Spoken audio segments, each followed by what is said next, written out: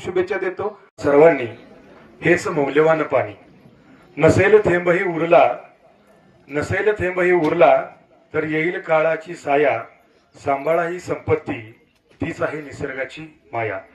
आटीतील विहिरी नद्या जर न जपले थेंब आज, उद्याच्या भविष्यासाठी पाळावे जलसंवर्धनाचे काज. पाणी वाचवा थोडे, नको वाया घालू दिवस येतील थोडे. जागतिक जलदिनी घ्यावा एकच ध्यास, पाणी वाचवूनच करूया पुढील जीवनाचा प्रवास. एक छोटीशी ज्योत प्रतीक म्हणून काम करत असते.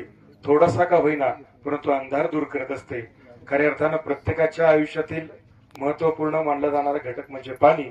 आणि पाण्याची चळवळ ज्या अवलियानं महाराष्ट्रभर उभी केली, अर्थातच पाणी फाउंडेशनच्या माध्यमातून महाराष्ट्रभर मार्गदर्शक म्हणून खऱ्या अर्थानं ज्याने आपली संपूर्ण वेळ या पाण्यासाठी दिली, संपूर्ण महाराष्ट्राच्या कानाकोपऱ्यात जाऊन, डोंगर दऱ्यामध्ये जाऊन, सह्याद्रीच्या कुशीत जाऊन खऱ्या अर्थानं ज्या व्यक्तीनं, ज्या व्यक्तिमत्वानं आपला संपूर्ण वेळ या समाजासाठी दिला, पाण्यासाठी दिला, अशा तुम्हा सर्वांचे लाडके आजच्या कार्यक्रमाचे प्रमुख अतिथी डॉक्टर अविनाश पोळ सर यांचं टाळ्या वाजून मी स्वागत करतो.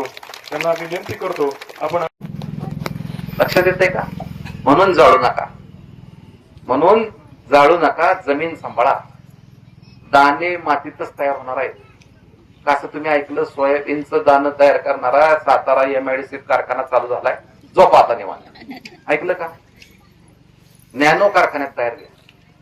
दाना शेतातच तयार होणार. आणि तुम्ही जर टिकला नाही तर देश टिकणार नाही. तुम्ही टिकला नाही तर देश टिकणार नाही.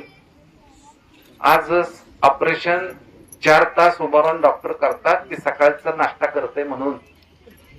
त्याला नाश्ताच नाही मिळाला तर चालव का तरी? कुठनं चालवणार आहे का त्यात? नाही. म्हणून तुम्ही आमच्या दृष्टीनं, समाजाच्या दृष्टीनं खूप महत्वाचे आहात. आणि म्हणून तुमची इंडस्ट्री ही शेती आहे. आणि ह्या शेतीमध्ये पाणी आणि माती ह्या दोन गोष्टी टिकल्या पाहिजेत.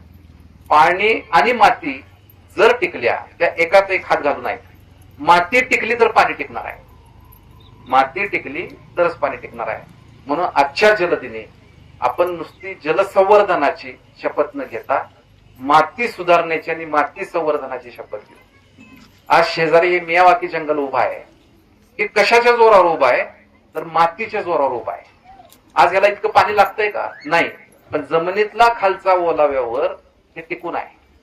बघा, तुम्ही जेव्हा जेव्हा दुष्काळ पडतो तेव्हा तुम्ही बघा, आंब्याची झाडं, नारळाची झाडं आणि बाबळीची झाडं तुम्हाला वटलेली दिसत नाहीत, कारण त्यांनी आपली सोय जमिनीच्या खाली केलेली असते.